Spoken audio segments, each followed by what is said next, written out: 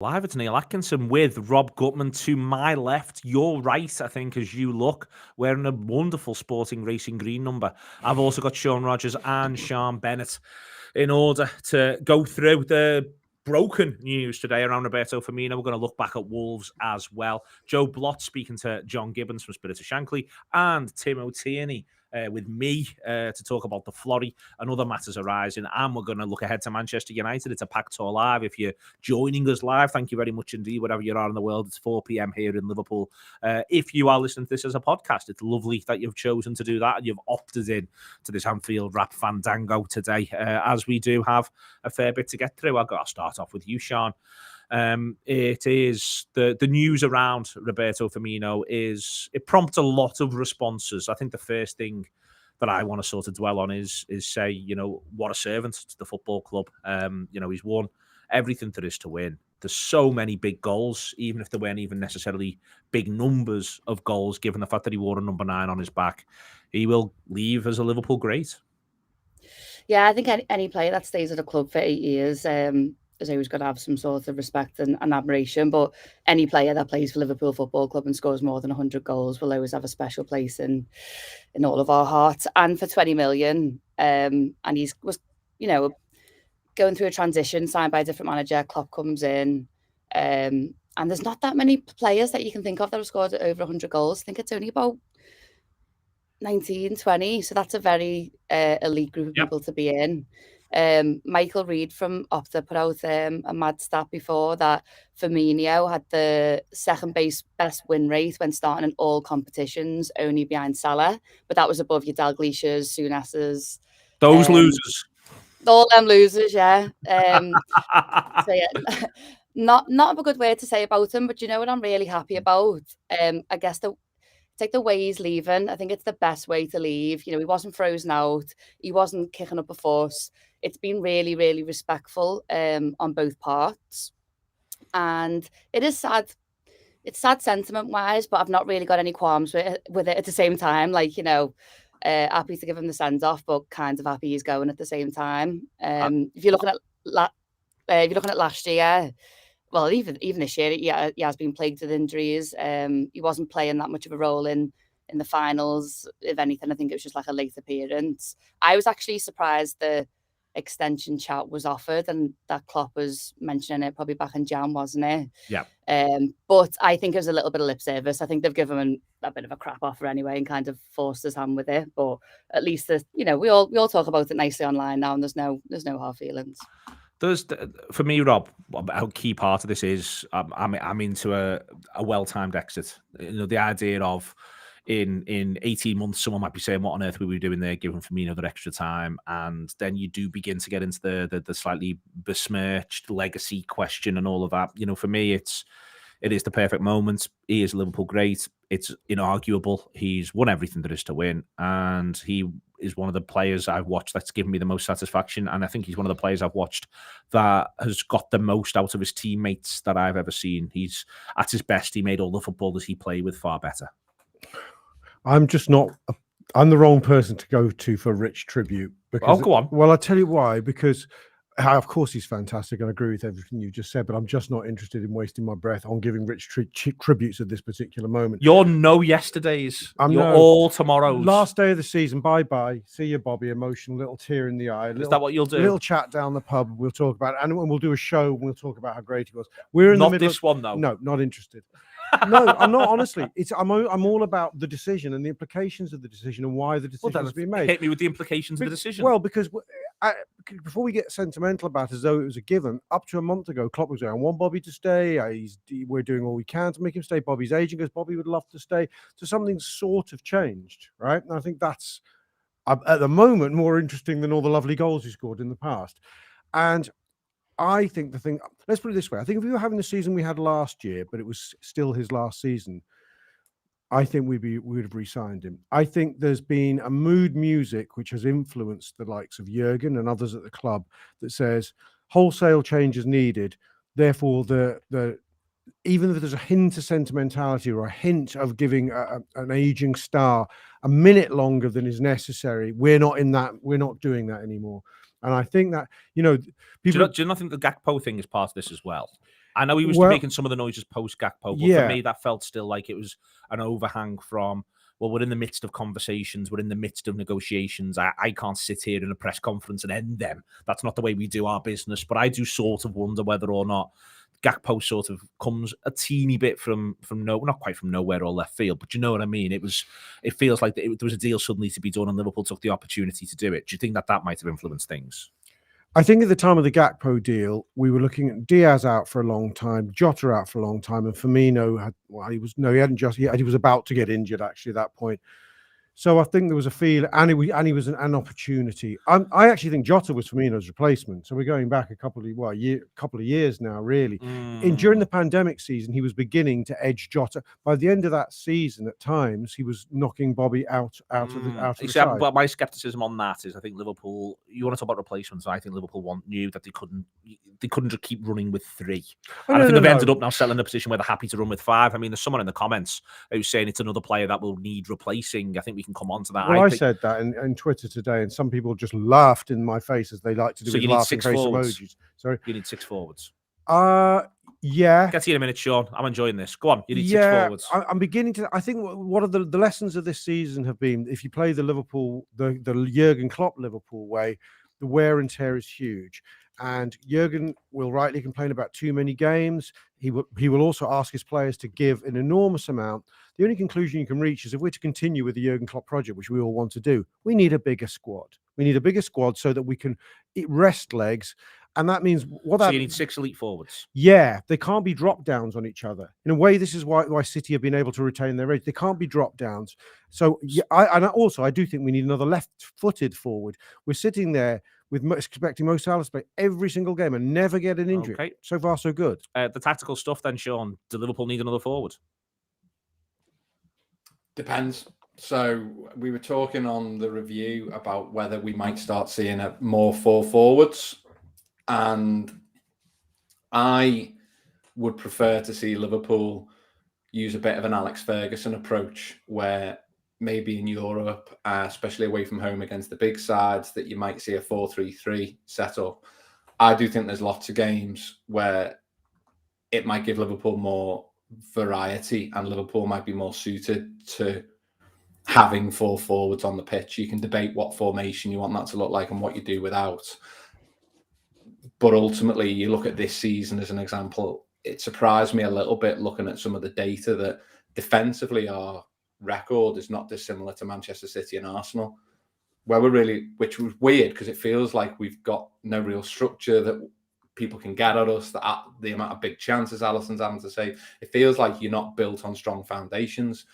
And that does feed into the creativity, of course it does, but we're a goal a game down on where we really want to be. On City and Arsenal. Against City and Arsenal. So sort of when you've got Diaz, Jota, Nunez, Salah, and then young players like Elliott, Ben Doak, Blair coming through. Cade Gordon, and Carvalho, Cade Gordon. And that's before you look at possible opportunities to recruit as well, if Liverpool wanted to do that. I always feel we're a bit of a winger light. And I think rather than buying a load of midfielders to play 3, where I'm still adamant that Jurgen Klopp doesn't like midfielders and doesn't want them, and he really hates this batch of midfielders now, but he still wants to play 3 of them. I think you do replace Bobby, but I'm not sure you replace him with Bobby because, as Rob was saying, we've seen Jota and Pete Jota sort of arguably make himself first choice in that position anyway. I think Darwin's long-term future is playing the number 9 role.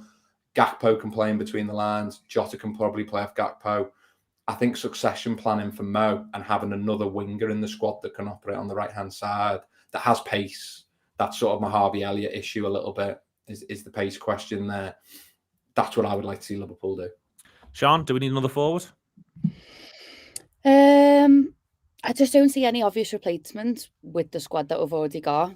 If you're looking at any of the fringe players, Carvalho, Elliott, some of the younger lads, I almost think the opposite to Sean. Like, I feel like we've got so many lads who love playing on the wing. When it comes to centrally, apart from Jota and Gakpo and maybe Nunez when he plays there, there's just not loads of people that are really obvious for me to put in the middle. And I guess a bit of bit of the confusion comes from what do we want that middle role to be in the front three, because it used to be really obvious when it was Bobby, but now some games we've got Gakpo as a number 9. If Nunez plays down the middle, he's way more in the box. So yeah, not too sure. My thing on this, Rob, is it's back to what's been the question all season, which is that Liverpool are in transition, but what are they transitioning to? So are they transitioning to a different way of playing? Because if they are going to play with effectively 3.5 up front, which I think has been part of the Elliott thing, and even at times when Henderson's occupied that right-hand-sided role, there's been onus on him. Then maybe you do need to look at one more. And within that, there is a valid question around Elliott, who I thought was excellent the other night against Wolves, don't get me wrong, and Carvalho, where they haven't got pace. They're not quick players and they're not physically imposing players in terms of size, in terms of that, and they're not quick. I think Elliott's got a really good Liverpool career in front of him. I want to be really clear about that, but he's not pure forward in a Liverpool sense. And I still think the question is, well, what are we transitioning to? Because if we are transitioning to often playing something that would almost look a little bit like 4-2-1-3, which is what it's looked like at times this season, then you can make an argument you need one more of someone who can play in the 1 or the 3. But if it is going to be 4-3-3, then I think you're back to your focus being on, you've got 5 quality options up front, Elliott, Carvalho, Doak and Gordon, who can come in and out in different ways and make that work for you. I'd love there to be, someone's put in there about Ivan Toney. I'd love there to have a profile of an Ivan Toney, don't get me wrong. But just so to see what I mean, I still think that the key question is, well, what is it we're going to be doing? Because I'll find it easier to say whether or not we've got the numbers to do what we're going to be doing when I know what I think we're going to be doing. Well, I think we should assume we're doing both things. Well, we're going to be doing a full-on 4-forward thing, because we've seen Jurgen do that at times when he's had the players available. There has been a sense that he wants to use his best players rather than he wants to play the system, I felt at times. But when Jota, Firmino, Mane and Salah were all fit, there were occasions, like even like massive games like City away, where he put all 4 on the pitch. There was a sense that he thought all 4 were in form, so find a way to get them on the pitch rather than be wedded to the system. That's my intuition, which may or may not be correct. But if he wants the tactical option of genuinely playing 4 proper forwards, as he did on that occasion, then you have to have 6. I would also argue that there's a bit of a numbers game and playing the percentages element to this. Salah is elite, albeit he's had a difficult year. Nunez clearly is on the right trajectory. He could arguably be talking about him being our best player at the moment. And Diaz has proven himself in his time here. Gakpo, for me, although he's shown bits and pieces, hasn't come close to showing he's the level Liverpool need long term. Not even close. So Jota hasn't scored a goal in 26 games. Well, although he's made 10 assists and he's played well the other night. So to my mind, I want the opportunity to bring through another player who's at the level of Salah, Mane, Nunez, Diaz into our squad, and then let them punch it out. Because quite frankly, if Gakpo or Jota aren't at the level of a new lad who comes in the year's time, and we're talking about pensioning one of them off early, happy days. So to me, it makes all sense in the world to bring in a 6th. Because whether you want to play a system which often has 4, or whether you want to actually just have the best players available, or deal with injury crisis, or deal with legs. Now, I'm not saying we have to buy an £80 million forward. We could buy an up-and-coming speed merchant who could deputise for Salah. I do realise there's the Doak K Gordon thing, but Adama Traore on a free. I know how to live. I'm saying nothing. What's his name from Newcastle? Right. Sam Maximan. Yeah, he's my Adama Traore, although I think he's better than Adama Traore. He's better than Adama Traore, but he's not coming to Liverpool. No, and he also flatters to deceive. Well, he say what you want about Adama Traore, he doesn't flatter to deceive. No one's deceived. The deception fails these days. I asked you just to plan for you to tell me your favourite ever Roberto Firmino goal. I'm not going to ask this fella. Sian, what's your favourite ever Roberto Firmino goal? Toss up between the Club World Cup. I think it was the semis, wasn't it? Well, he scores in the semi and the final. On the final, yeah. Well. Both of them, yeah. Why not? And then Palace away. Was it about 17 or 18? When Henderson plays the through ball through and he puts it in and takes his top off. Yeah, love it. And then all of the no looks. Because why not? Sean, favourite Firmino goal? I'll answer for Rob. That'll be Firmino. No, I've got against United. No, I mean in the future, Rob, because you're the one on Sunday now. So Bobby's winner on Sunday is Rob's answer, I suspect. Okay. Mine is Arsenal 18-19, the slalom. Not just because of the quality. It felt like a really big night, that one, and I think we've gone 1-0 down. and it's a big goal at a big moment, and I think that'll be the one that's most remembered as well, all round. I think there's just a bit of everything in that goal. I've got two cheeky ones. Go on. One, I think, is the goal where, for me, in a certain sense, he truly arrived as a Liverpool player, and it's no, he had arrived already. But I love his goal in the 4-3 against City. Yeah, the one where makes we're it 2-1. It's a Robbie Fowler style goal that he uses his body brilliantly. I don't know why that goal always sticks in my mind. And then there's a goal he scores from an angle against Spurs, which many people talk about the Salah goal against Man U as being the league title clincher in effect.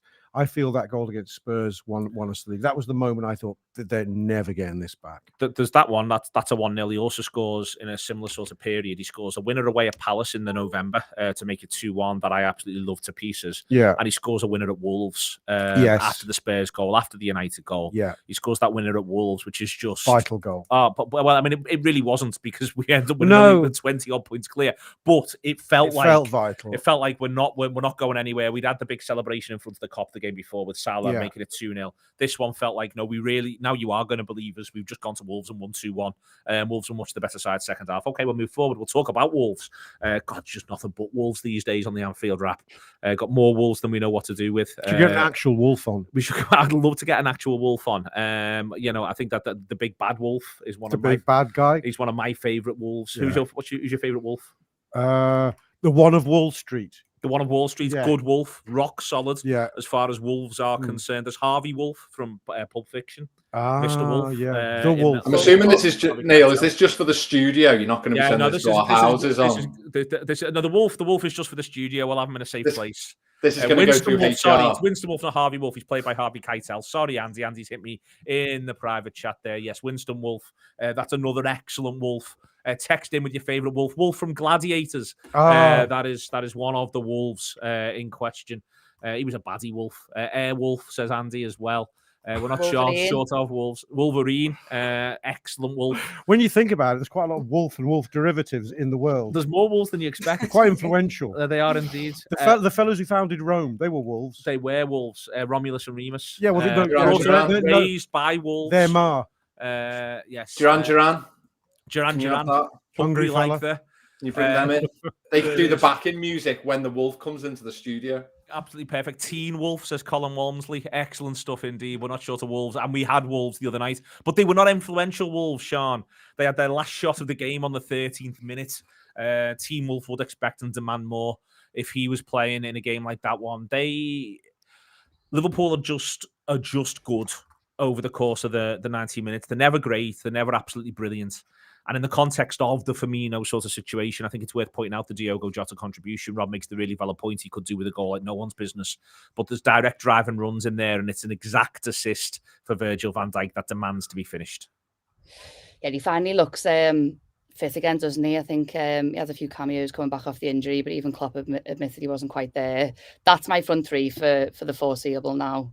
Hopefully with Diaz coming back at the end of the month. But yeah, brilliant. Very, very solid base to go from. 4 clean sheets with different centre-back pairings in each one as well, I think.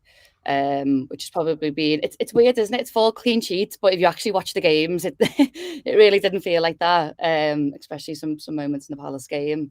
But it felt like Liverpool of old. We kept knocking on the door. Nothing fazed us. The goal being ruled out in other games in the past and in this season could have really halted us. But yeah, we kept going. I thought everyone who's been having a stinker had a good game as well. Van Dijk isn't immune to that. Fabinho as well. So yeah, good times all around. It was good times all around, Sean. I think the Jota to me is interesting. Sean just said there, called for him to stick it out at that point. The Jota thing is he's very unshowy as a footballer. He's one of the least showy attacking sort of footballers I can ever think of. He does really, really well for that goal. He keeps it alive. He doesn't look for the self-aggrandizing moments. He does the thing that I'm always surprised that players don't do more, which is just kick it really hard. I always feel as though as footballers who can kick it really hard, at times they're annoyingly reluctant to do so. And he basically creates a genuine moment of absolute danger, and it's Van Dijk who responds to it best and nods home. they find their way through the game a little bit. You know, Shimikas for the winner does brilliantly as well. Game-breaking set pieces, 2-0 wins. It just sort of feels like this is just a way that you win normal football matches when you are a better side than your opponents. It's just something we have not seen that much of. Yeah, and you can caveat this by Wolves not being a great side, and also the fact that I don't think Wolves have the tools to hurt us in the way that a lot of other sides do. You look at people like, obviously, Vicentius Jr., but if you look at weaker teams like Maximan, if you look weaker again at Michael Olise for Palace, Traore just didn't deliver second half for them at all. They haven't got the kind of pacey wide men that's going to try and get down the sides of our centre-backs and hurt us in that regard. But I think in the wider sense, Liverpool have obviously been really, really fragile. And I thought in the first 15 minutes, we were really poor. It was Wolves' best spell in the game. And we just suffered a little bit. And that's not something we've done very well. And also the reaction to Nunez's disallowed goal for a team and a squad that's been quite fragile, that could have affected the performance. And if anything, I just thought they moved up an extra gear. And it's that old Liverpool thing that I always felt that if it didn't look like it was going to be our day, Liverpool just went, nah, it is going to be our day. We're going to make it our day. And that is what the top teams do. So it couldn't have been better timed in that regard. We have to now show we can do that on a consistent basis. And obviously we need to show that we can do that against the bigger sides as well. And then the next time we go 1-0 down, that's the real acid test of being able to show we can do it at that point. But loads and loads of positives. The only, from 15 minutes on, then the only slight negative, as I say, is I've seen that start from Liverpool too often this season where I feel with overplaying at the back, it's very predictable what we're going to do from the back at the start of a game. And they haven't quite got some of the positioning right in front of that. And it's too easy for teams to play through into midfield and then get at us. And United are going to turn up with a very firm plan, similar to what Wolves were doing, similar to what Real Madrid do, and say this Liverpool team in the first 20 minutes give you a chance. And if you can pinch and off them at midfield, you're right at them. And that's when they can be fragile. And I think Liverpool have to have a different plan for the first 15 minutes of this game. The idea of Wolves in that first 15, Rob, you know, they do get a bit of joy. It is worth pointing out, as Sean says, and they do really have quite a clear sort of setup as to how they're going to press Liverpool at times. They have got 6 or 7 players in the Liverpool half. They are hunting down where they feel as though Liverpool are. It struck me as because of the nature of the Wolves side, I think it felt like they knew it was their best chance to get something from the game, was that sort of approach to Rattlers. And it's also arguably what they do well at Molineux as well. Yeah, they did. I mean, they're successful only for a very limited period, though, I would say. I felt that was Liverpool's most defensively secure performance for some time, really. I mean, maybe arguably against Everton, bar when they hit the post and then we scored as a result, and they then didn't affect the game at all, apart from, I think, Tom Davies' header. Wolves weren't able to affect the game at all. We are seeing signs of Liverpool beginning to control games again now. Admittedly, not yet against top opposition, but that's what encouraged me, really. I thought from back to front, there were signs of consistency. I agree with what Sean says. I'm not sure sometimes what we're doing when we're pissing about at the back these days. There seems to be a nerviness around the keeper. I think there's something strange about it, Rob, which is I think we are trying to draw them out, and because we feel as though we'll have space to explode into. Yeah. But I feel as though sides are going, you're trying to draw us out here because you'll feel as though you've got space to break into. We're still going to be drawn out, but we've got a plan for when you get past the next bit, much of which is we're just going to foul you on the halfway line, lads. And Wolves were doing a lot of that. There was a lot of, we're just going to foul you on the halfway line, press lads. you effectively and win the ball off you. Yeah. I mean, because you've shown the ball can be won off your midfielders now. None of your guys feel that press resistant anymore. So that's the problem. You know, we used to laugh, I think, at the Arteta side that used to try and play it out from the back. And it was just manna from heaven for us. We just pick them off and score goals against them. And we've become that side a little bit. So I don't know. But look, in looking back on the Wolves game, I thought it was a really good performance against a team. We can't just say we're make-weights in the way or a shit team like Everton were. They're a much improved side. They gave us a real tonking the other week at Molineux. But I thought that the consistency of performance, I mean, you and I sat together and we struggled to find a man of the match. I think we both agreed on Trent more or less. Yeah, we did. But I mean, I've watched it back again, and although Jota, I've focused on Jota having not scored, he does get the assist, and he's really quite influential in the game, and he gets shots away, which is how I judge forwards really, by being around, getting shots away, being in positions to get shots away. It was always a mantra going back with the old Liverpool managers like Paisley, and so look, judge them harshly if they're not getting shots, because if they're getting shots away, they will score. That's what you can say. Say the same of Darwin Nunez. You can say the same of Jota. Salah is playing better, I think, the last couple of games through the side. And I think everyone who came away from that game said, was that Fabinho's best performance of the season? Because I think it probably was. I think it probably was as well. Listen, thank you very much. Listen to TAW Live, whether live or as a podcast. If you're a podcast listener, you are about to listen to John Gibbons speak to Joe Blott from Spirit of Shankly, and then me speak to Tim O'Tierney about his big guitar project at the Florrie. That is coming up if you are listening to the podcast. But if you're listening to TAW Live, you'll find that we'll be back in a matter of seconds. It was 1 second. It was 25.54. Do check your golden goal. See how you got on. Andy says 25.55. We'll go with him on that one. Sorry to all of you who had 25.54 on the bingo card. You cannot collect the bottle of Lambrini this week. You'll have to go with something else. It is very good of John to speak to Joe, and it was nice to see Timo as well. The Anfield Wrap is live in the United States during the international break. We go to Toronto, we go to Detroit, we go to Boston, we go to New York, we go to Philadelphia, and we go to Washington. That was 6, wasn't it? Did I say 6? I said 6. Sounded like more than that. Well, I mean, they're on back-to-back nights, so it does sound like more than that. The AnfieldWrap.com/TAW Live, if you will be interested in any of them during the international break. Starts at Toronto, ends at Washington, but Washington is sold out, as is Detroit. Washington and Detroit are sold out. Tickets available still for everything else, but Boston is selling fast. I'd like the other places to sell fast as well, to be honest with you. So if you can sort that out, that'd be marvellous. Loads of fantastic stuff if you want to subscribe and support the Anfield Wrap coming up around Man United and around the Roberto Firmino news. Everything you need on that as well. You know how to do that by now. The AnfieldWrap.com/subscribe, or on your app. You can subscribe through that as well to everything that we do. Let's have a chat about the game coming up against Manchester United, Sean. They're the League Cup winners. They're the conquerors of Barcelona. They've got momentum. They feel good about things at the moment. All that sound. It is now a different affair than it might have been 3-4 games ago for them coming up against this Liverpool side. There's 5 games, a body of evidence of 5 games. I am including the Real Madrid game because in it, Liverpool power to an early 2-0 lead. That suggests that Liverpool are in slightly better nick, certainly, than they were a month ago. But United are also in very, very, very good shape. They're worthy of being respected. They're always worthy of being respected, but they're worthy of being respected. We're going to have to play well for 100 minutes, Sean.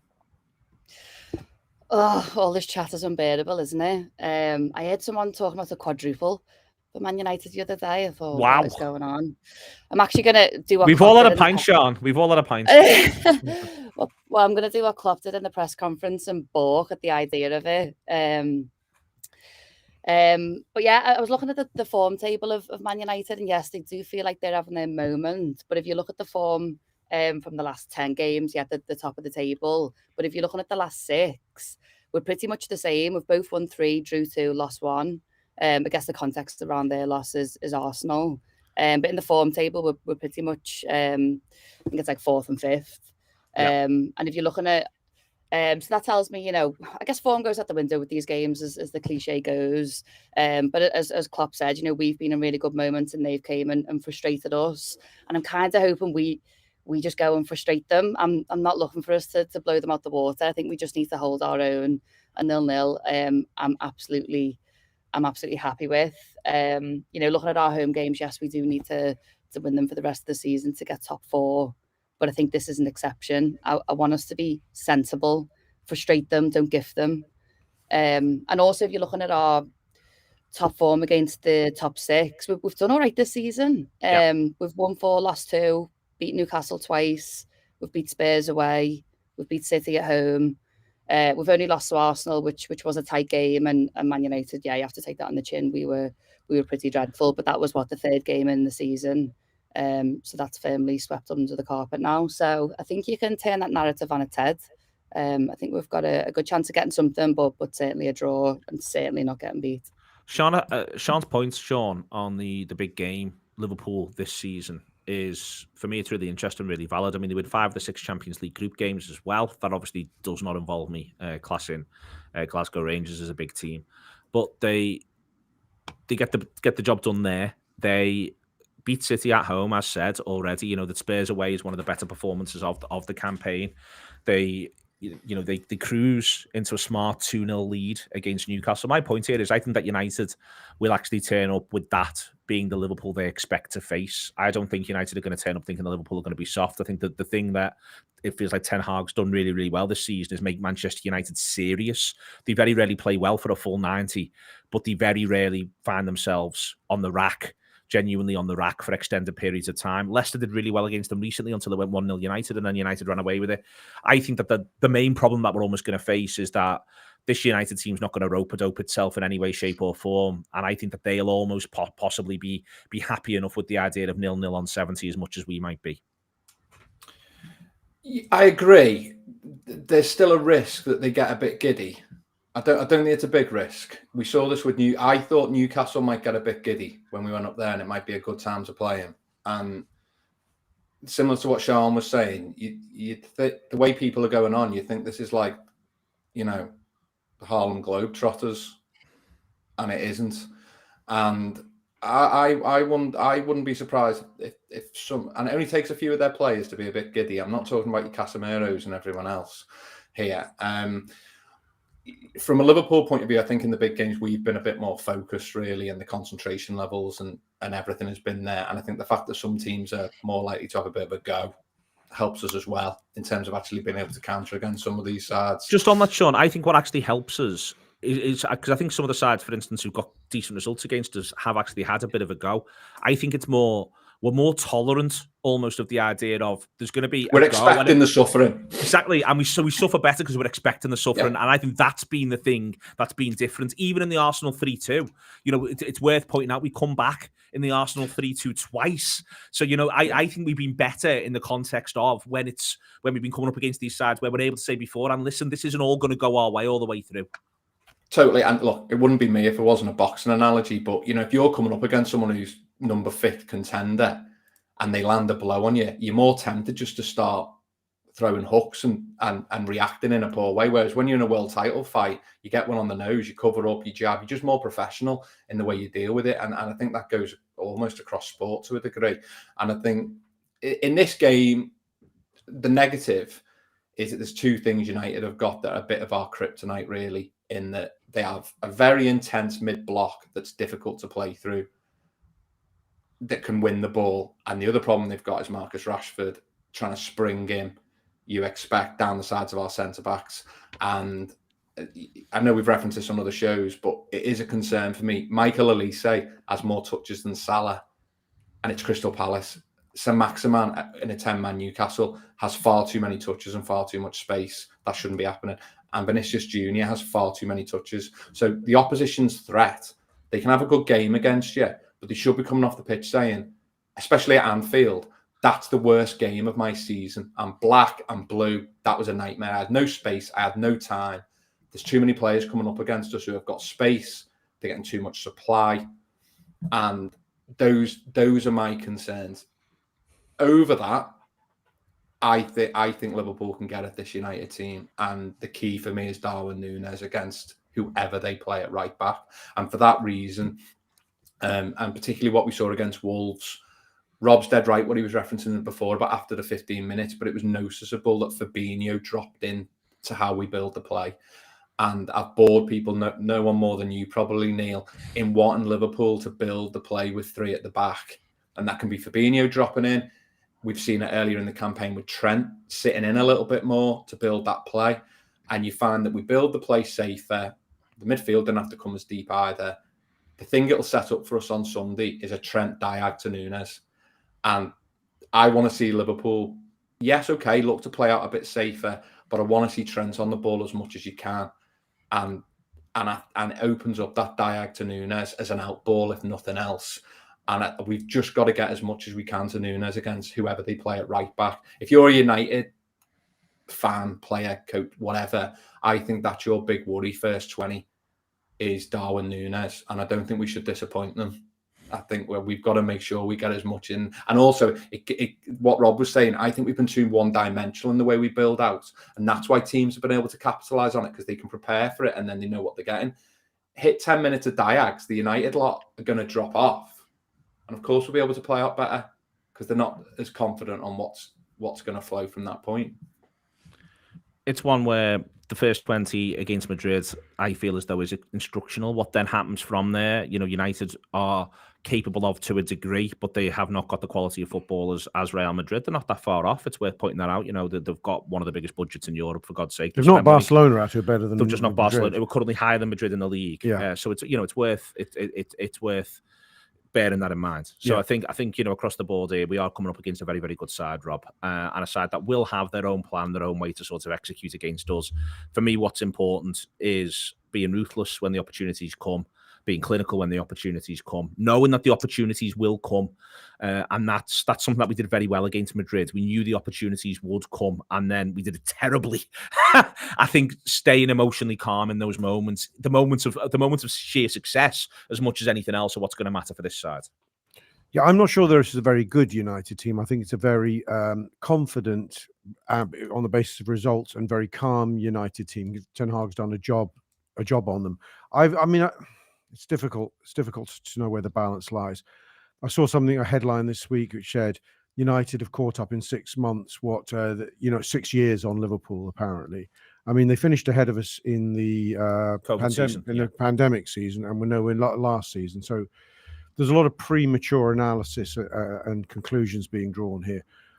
I'd like to see what they look like when they've been through a rocky patch before we can judge them, and whether the players stay with Ten Hag in that situation. But look, notwithstanding just that skepticism, they will be a threat. They will be a challenge. I don't think we can compare them to Real Madrid, really. And also, I don't think that game's hard to compare with any game, because too many fluky, weird things happened in that game. Okay, the Vinicius goal is a work of genius.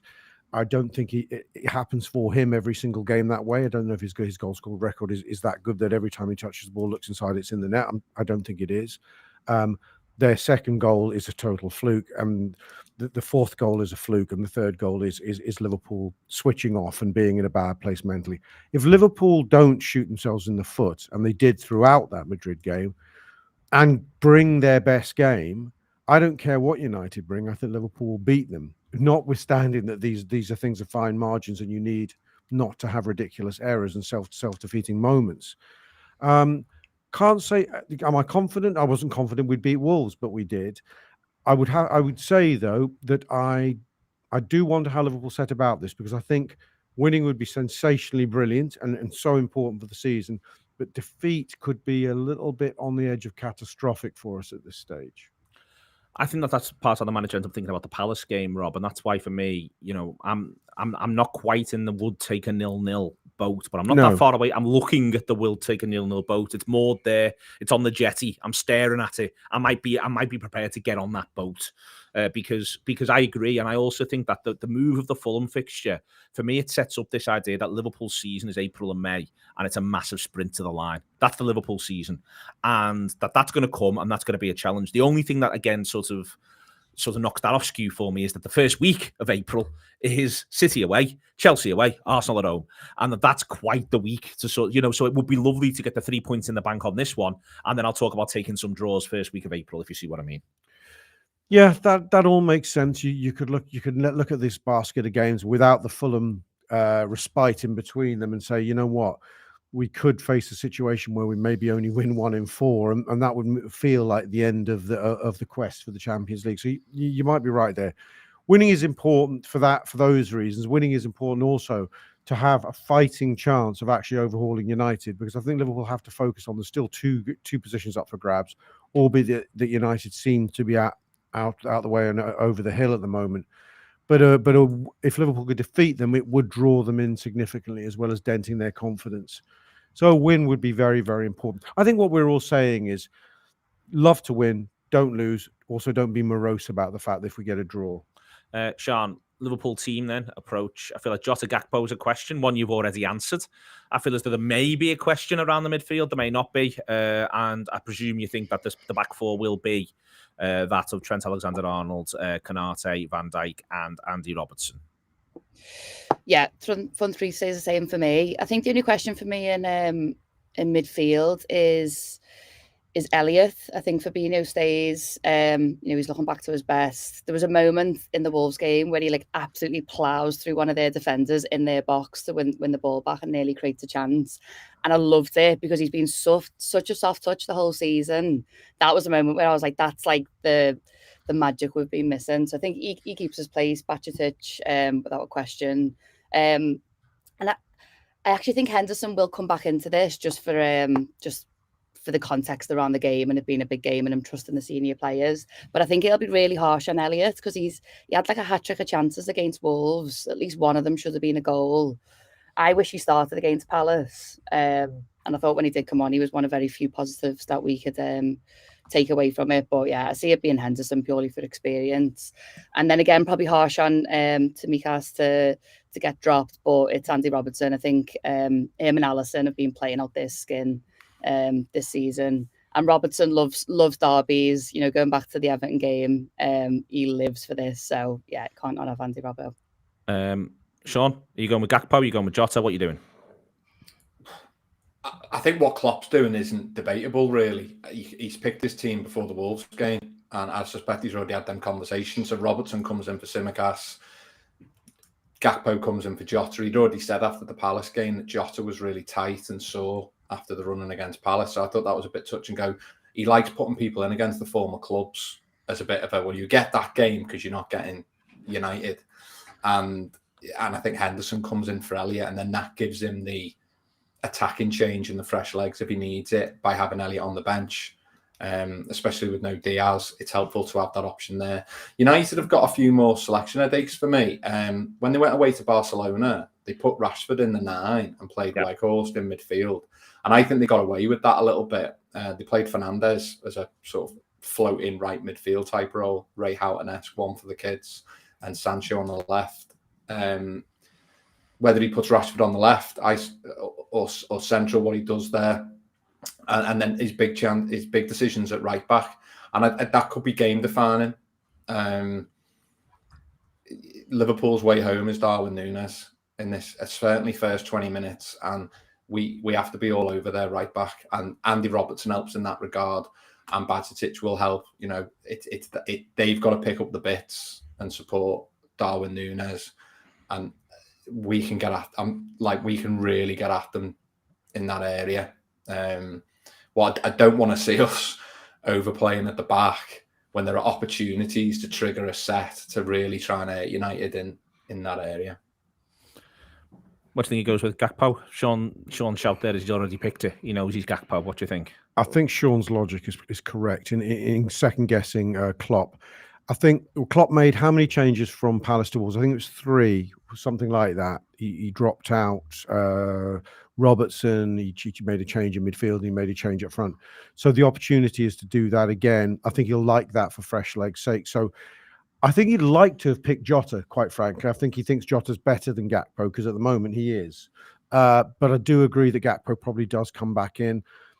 I think it's very, again, as Sian said on Elliott, it feels a bit harsh, but again, I think he'll want the rotation. I think he'll want to allow Fabinho to continue his form. Bajcetic dropped out against Palace, was fantastic. I thought against Wolves will stay in.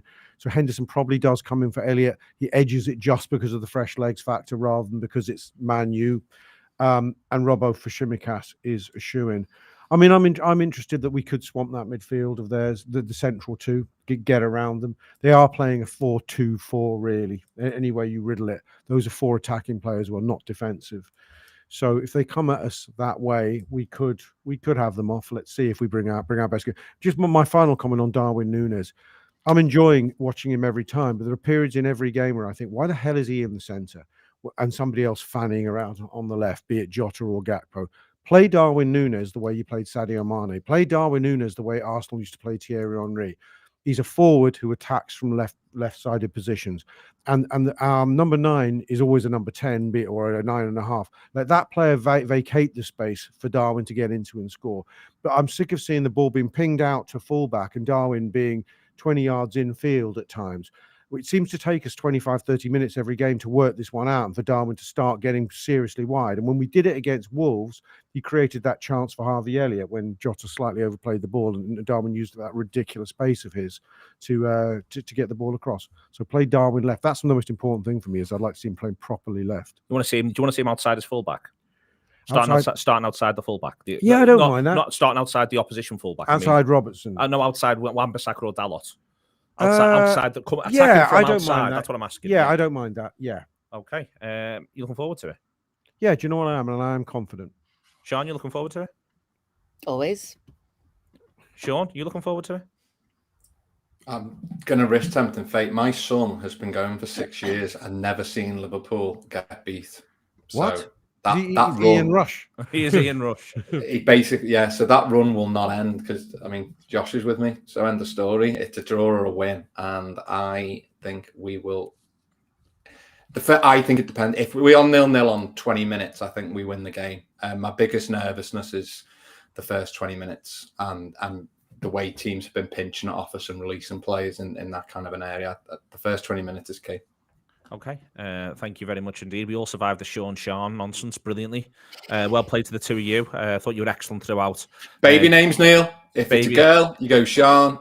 If it's a boy, you go Sean. There you go. That's the way in which it works, the way in which it's decided. Thank you very much to Mr. Rob Gutmann. Never thinking about the past, always thinking about the future, with the possible exception of John Fitzgerald Kennedy. Thank you very much to Andy Heaton for producing, for Joe Blott, John Gibbons, and Tim O'Tierney. It's been TAW Live before Liverpool play Manchester United. Subscribe to everything. Enjoy it all. Enjoy Sunday.